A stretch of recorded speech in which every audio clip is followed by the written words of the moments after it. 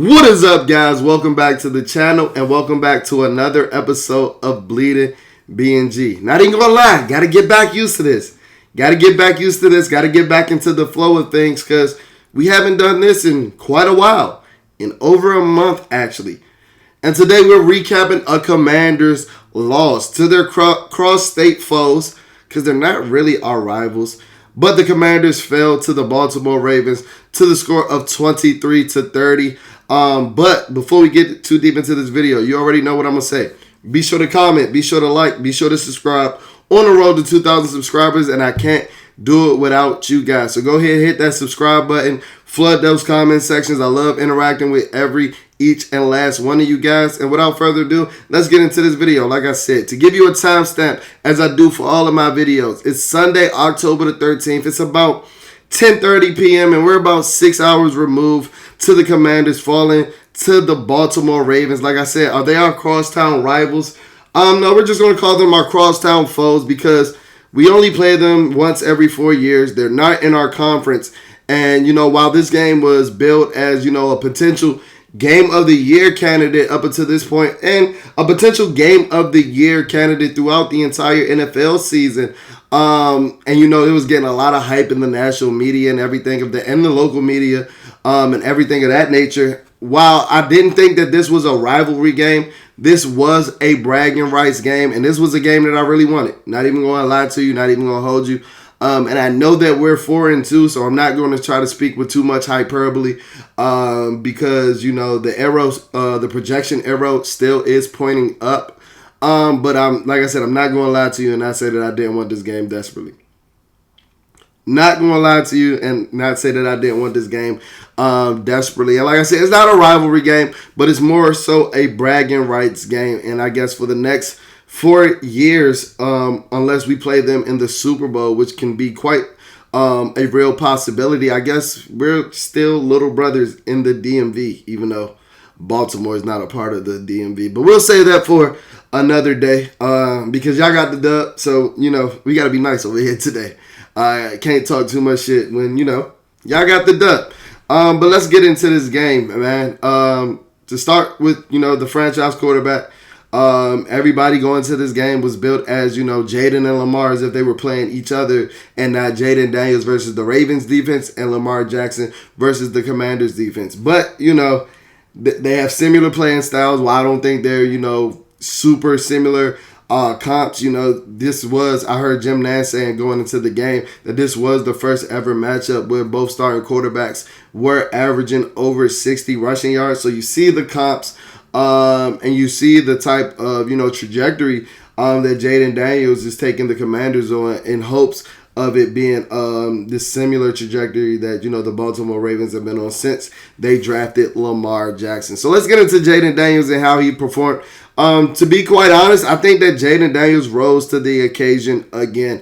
People were talking about, he's been playing all these chump defenses. Let's wait till he plays a real defense. Well, guess what? Jaden Daniels looked into the eyes of a real defense, just like he did against the Cleveland Browns last week, and balled out. 269 passing yards, 2 touchdowns with 22 rushing yards, resulting in over 290 all-purpose yards. And I'm here to tell you that he should have had over 300 passing yards. And I'll get into that later in this episode. But like I said, he rose to the occasion. And I can't say that for everybody on the Washington Commanders team today. And I'm not even going to say that Lamar Jackson outshined Jaden Daniels in this quarterback duel. I'm not even going to go out and say that because I think that Jaden Daniels made the more high-level throws, and he made so many high-level throws, and he made so many throws that, the pre-draft pundits and people like from the Drake Mayhive and people that were anti-Jaden Daniels, he made so many of those throws today that people were telling me that he couldn't make. He made so many plays today that people were telling me that, he couldn't survive from in the NFL that, no matter the result of today's game, it is as clear as day that we have a quarterback in Washington. And if you didn't believe in the first 5 weeks, even in this loss today, through his first 6 games of his career, if Jaden Daniels hasn't made you a believer, I don't know what to tell you. I just simply don't know what to tell you. You're just a hater at this point. You're just a Jaden Daniels hater. Like I said, he made so many high-level throws. The touch, the placement on that second touchdown to Terry McLaurin, where he didn't have much separation at all in the end zone, allowing Terry to make a play on the ball. The precision that he has on these comebacks and these, curl routes outside of the numbers. I don't think that there's a more accurate quarterback in the NFL on those type of throws right now this season. And, he was, like I said, he was doing things that, a lot of the pre-draft pundits and people that were anti-Jaden Daniels said that he couldn't do. Moving defenders with his right eyes, making, second, third, and fourth reads after the snaps and things of that nature. Jaden Daniels rose to the occasion today. Jaden Daniels was not the reason we lost today. By any means. By any means. Jaden Daniels was not the reason why we lost any means. And his game wasn't perfect. His game wasn't perfect at all. I think that he saw a lot of the pressure early. I think that he should have got his eyes up. One play that sticks out to me is on our first offensive drive. I think that he missed Terry McLaurin open on the end zone in that third down, which he got sacked on, I believe, that ultimately resulted in us, taking the field goal. And I think the result of him missing Terry, or the reason that he missed Terry, was because his eyes were down looking at the rush. I think that went on for the second and the third series as well. But once Jaden got his groove, it was like there wasn't any looking back. There wasn't any looking back. And like I told you, he should have accounted for over 300 passing yards. And I said a couple of weeks ago that the best nickname for this offense is the J5s. As a play on the Jackson 5s with Jaden Daniels is Michael, and he playing with a bunch of Tito's and Jermaines. And I'm not here to knock the guys because, we are 4-2, but I can only go off what my eyes showed me today. Too many missed opportunities. Too many missed opportunities. And Jaden Daniels has been playing at the level of a top 5 quarterback throughout his first 5, career NFL games. Exceeded expectation and doing more than anybody in their right mind could ask of him. Today was the game where we didn't necessarily need him to elevate the talent of the guys around him like he's been doing for the first 5 games. But today was a day where I needed the rest of the team to bail him out. And it wasn't like he needed too much bailing because he, like as I mentioned before, he was not the reason that we lost this game today. But I think that, we didn't make the plays for our rookie quarterback that we should have made for him, especially when, he's been giving us 5 games of putting the team on his back. Today was the day to bail him out. We can't have that drop about Olamide Zaccheaus on 2nd and 11. Because guess what? Not only did you not get the first down, you left points on the board as well. Because if we convert that first down, no matter if we don't get another first down, I promise you Austin Siebert is going out there for at least a 3-point field goal. So missed opportunities were a big factor in the game today. And quite frankly, it's something that we haven't had to deal with in the last couple of weeks. One of the biggest reasons to Jaden Daniels' success is that with his playing style, it allows you to play in front of the sticks. With him incorporating his legs and opening up so much in the run game, it opens up so much for everybody else, where that you're allowed to play in rhythm and on schedule and in front of the sticks, as I mentioned. And we didn't have those opportunities today. We didn't have those opportunities today. And one of the reasons that we didn't have those opportunities today is because we only ran for 53 yards. And Jaden Daniels ran for 22 of those. And I know that we missed Brian Robinson, but we didn't get much push in the run game at all. And I think the Ravens had a great game plan, schemed up for our running game, And while I'm not necessarily surprised because they essentially mirror what we go against. What they go against every day in practice, going against the most mobile quarterback of all time. Like, they've been going against and they've been scheming up against read option since OTAs in May. So I didn't necessarily think that the run game was going to be a huge factor in today's game. But 53 yards, come on. And I'm not even mad that, Cliff Kingsbury abandoned the run early, as I would have been, with Eric Milk the Bieniemy and how he did last season, because it was evident early that we weren't getting anything in between the tackles in the run game. If we were going to have a chance to win this game, the best way to do it is with the ball in Jaden Daniels' hands, whether that be through his arm or through his legs. Like, that was the best way to win this game today. So while I'm not mad at the amount of rushing attempts, I think that we could have got more than 53 yards. I don't think that our linemen got a lot of push in the run game. And don't get me wrong, I know that this Baltimore Ravens front is amazing, impeccable. The number one run defense going into the NFL today. But guess what? If we played to our strengths and played as if we were the number 2 rushing offense going into today, I think that we could have got more than 53 rushing yards. I'm not saying that we would have got over 100. I'm not saying that we would have got damn near 200 like we've been doing in the last couple of weeks. And I know we missed Brian Robinson. But us having to be as one-dimensional as we were today didn't help us. Did not work out in our favors. Especially in the second half where the Baltimore Ravens were, allowed to pin their ears back once we fell behind 2 scores. We ain't been behind 2 scores since the first, week of the season. Over a month ago. We ain't used to playing from behind. The offensive linemen are not used to having these many pass blocking reps. They're not used to getting in these many pass blocking sets. So when the dam started to break in the fourth quarter, it was evident that, this game was over. And something else that I haven't seen from this team that I saw today, that I haven't seen from this team since week 1, is that, there's still some glaring holes on this team. And as I've said before, when you have a quarterback of Jaden Daniels' caliber, you're going to be in any game. You're going to be in any game. You're going to be allowed to compete in any game. And that's something that we did today. And I can't say that was always the case in all of the previous regimes that I've witnessed in my time as a Washington Redskin football team and Commander fan. But one thing that really stuck out today is that we got some glaring holes that we need to fill fast if we want to compete with the elites. Now, I'm not saying that go out and make some spontaneous, ridiculous move at the trade deadline. And I'm not saying to go out there and risk your future. But I am saying that if you're still talking about that we're in year 1 of a rebuild, even though after 6 weeks we're still at the top of the division despite the loss today, I'm going to just stop listening to you. I'm going to just need you to stop talking to me. Because the opportunity to win, not only win, but win your division and have potentially a home playoff game is right here in the moment. And I get your mindset from May. I get your mindset from June, July. But guess what? We have new data. So that allows you to adjust your expectations. And as of right now, with me living in the moment as we do over here at Bleeding BnG, we're competing.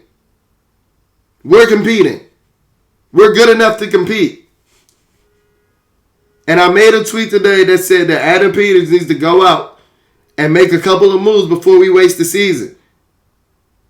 And I wholeheartedly mean that. And like I said, that doesn't mean go make a rash move at the trade deadline. That doesn't mean blow a bag, blow all your draft capital. And a lot of this has to do with the defense. And we're going to touch on them. Trust me, we are. No diddy. But there are some glaring holes on this roster that need to be filled if we're going to expect to compete with the likes of the Baltimore Ravens. I started off this episode today saying that today had me realize that we're still the little brothers in the state of Maryland as far as professional football is concerned. And that's because the Baltimore Ravens have a roster that's filled 1 through 53. They have a strong 53-man roster. They have depth. They have superstar players. They have great players in their role. And these are all the things that you need to compete in the NFL. To compete with the likes of the elite in the playoffs. Because that's where I expect us to be. Like I said, I am hurt after today's loss. But we still 4-2 with the fucking god-awful Carolina Panthers on their way up to Landover next week. There's still a season to be had. There's still a season to be had. But we gotta plug a couple of these holes if we don't want to waste this season. And what could be a magical rookie year for Jaden Daniels. And what I mean by a waste of a season, I've seen a team here start 6-2 and not make the playoffs. That's what I mean by a waste of a season. We have 9 draft picks, and going into next season, we'll have over $100 million in cap space. I promise you. Adam Peters is competent enough that no matter what he does at the trade deadline, you know how hard it is to risk that type of future when you have those type of assets and that type of draft capital?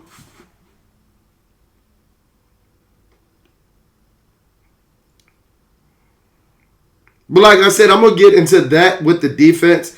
Finishing up with the offense. I think that the offensive line did decent today. Like I said, they were going against a good front. Baltimore is a good front. I think that they played their worst game in a while, but they've been balling out. So that's not saying much. That's not saying that they played a bad game. That's not saying that they played an offensive line from 2023 game or offensive line from 2022 game. That's not saying that by any means. We know what bad offensive line play. If you're a Washington Commanders football team Redskin fan, you know what bad offensive line play looks like. That today wasn't it.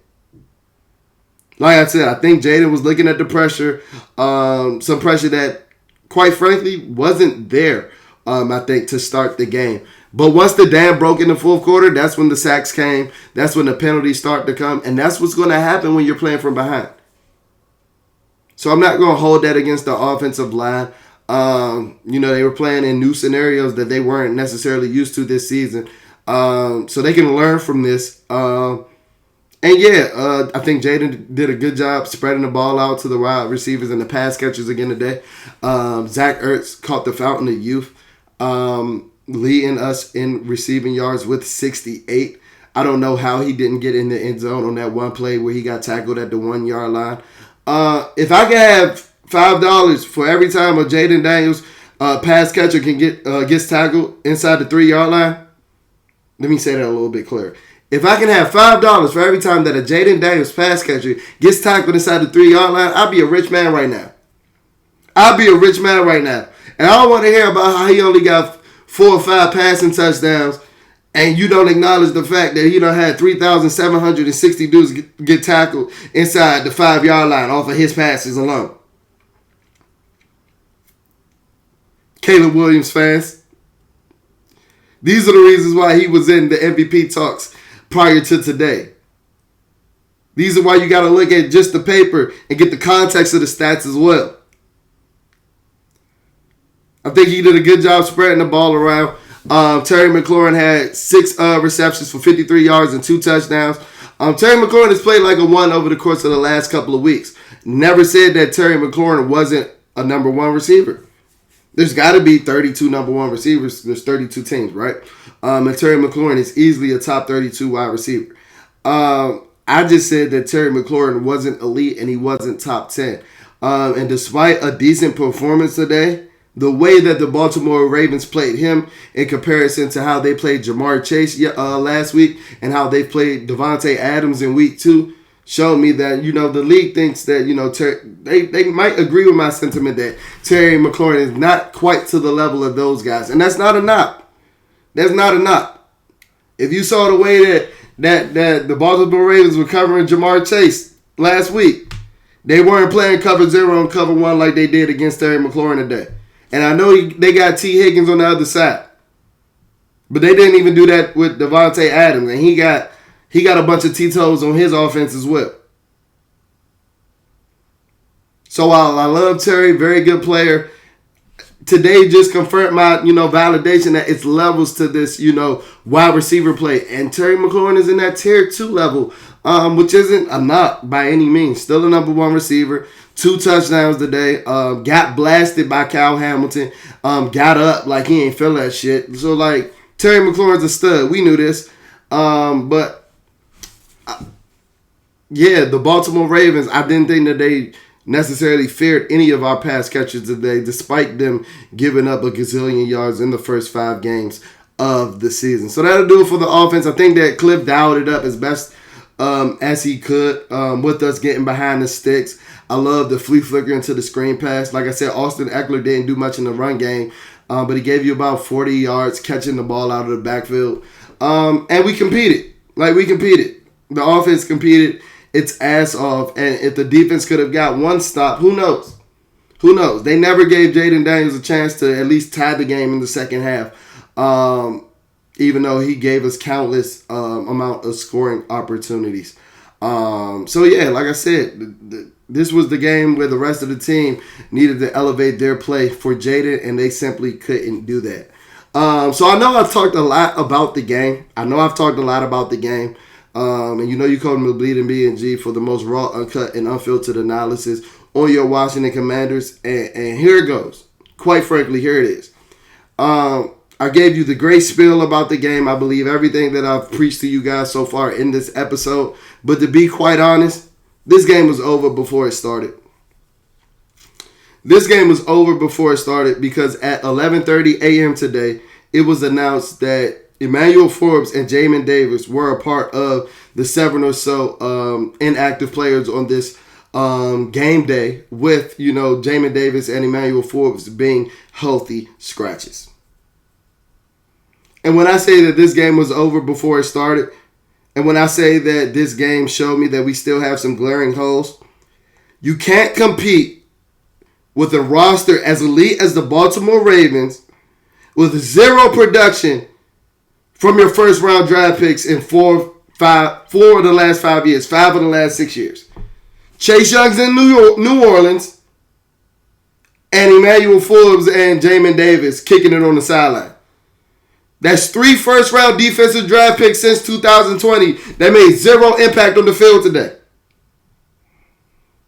And I'm not going to cry over spilled milk, and thank God that we got them bozos out of the fucking front office. But they left a fucking mess for Adam Peters to clean up. And I think that he's doing a hell of a job.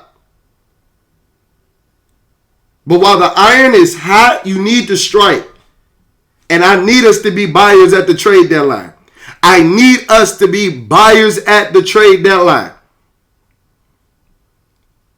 Because to be quite frank, Benjamin St-Juste ain't fucking cutting it either. Benjamin St-Juste is ass. I've been telling y'all this for years. Benjamin St-Juste sucks. Benjamin St-Juste was the biggest reason that we lost this game today. Benjamin St-Juste is Zay Flowers' son. That's my recap for the defense.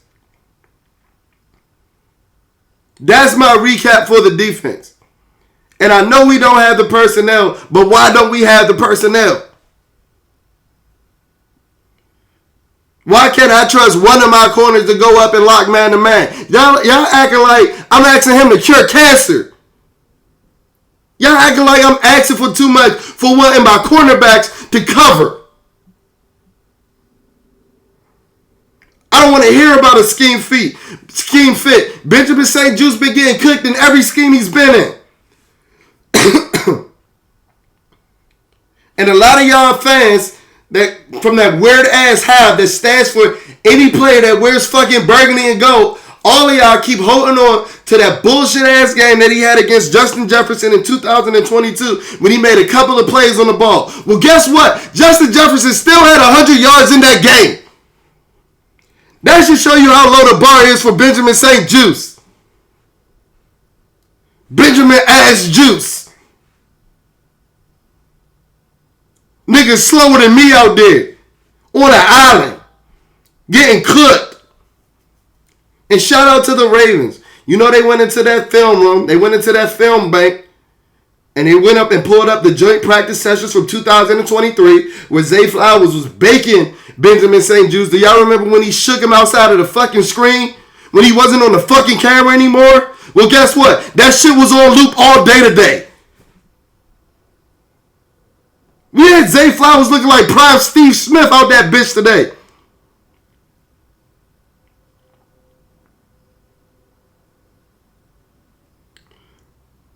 they was just talking about early in the seaon was did they waste the first round draft pick on Zay Flowers?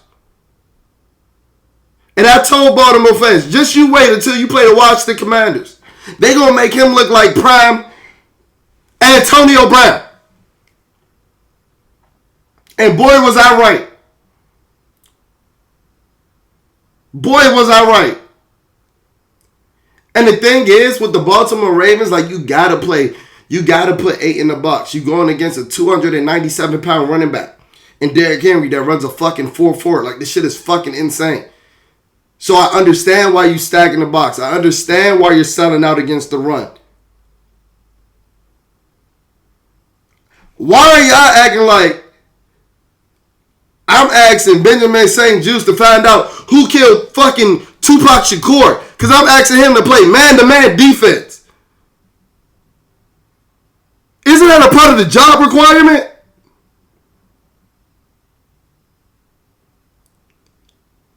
And to be honest, I know it's late tonight, but Benjamin St. Juste, I really hope you stayed your ass in Baltimore, went up to BWI, because I got a flight for you back to Canada. Can y'all deport niggas back to Canada?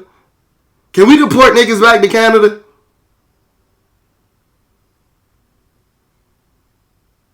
Because this nigga needs to go. He worried about his game day fits more than his scheme fits.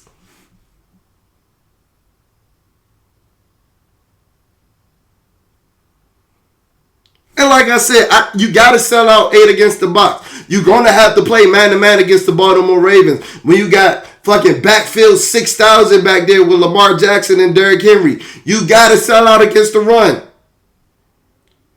And I'm not saying not give up a couple of plays to these wide receivers. But whenever the Ravens needed a big play, Lamar went Oprah on us. Against Benjamin St. Juste. You get a first down. You get a first down. You get a first down.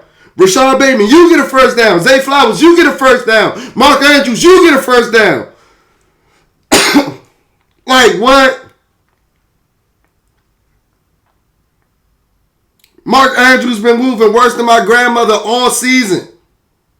There was a play today, he caught a pass, and nobody was in the fucking screen. Like, how does that happen? On a touchdown to Mark Andrews, we playing zone coverage, and Percy Butler in the end zone, standing in the zone with nobody else fucking there. Who are you guarding, bro?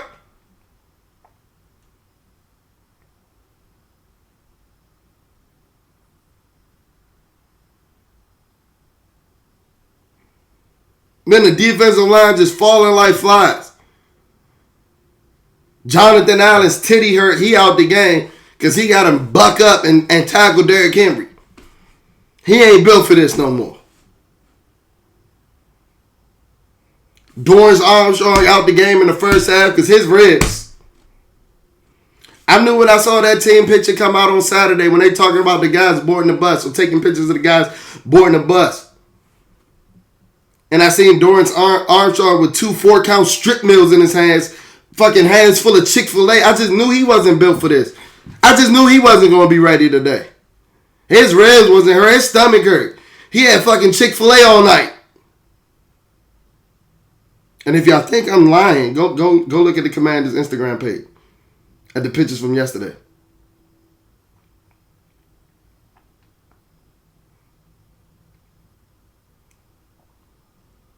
Like I said, man, I mean, we competed. We competed. That's the best takeaway. Well, the best takeaway that you can take from this game today is we got a quarterback in Jaden Daniels. That's the biggest takeaway. Second biggest takeaway is that we competed. We competed something that, like in this game a couple of years ago, once we fell down 2 scores, that might have snowballed into a 28-point loss. We didn't see that today. But the third biggest takeaway is that there's still some glaring holes on this roster, notably at the pass rusher and the cornerback position. 2 essential positions that you have to have filled if you want to compete in the NFL. And while Mikey Sarah still had an interception and Dante Fowler had 2 sacks, it's still not enough if you want to compete with the likes of the elite. So on to Carolina. Trade deadline in about 3 weeks. Ball's in your court, Adam Peters. What are you going to do? Not going to harp on this loss too much, even though this hurts. This hurts. I wanted to be Park High Stratton all week. Now I got to see these niggas hitting the bird flu in my face. I can't believe this. I can't believe this. But that'll do it for this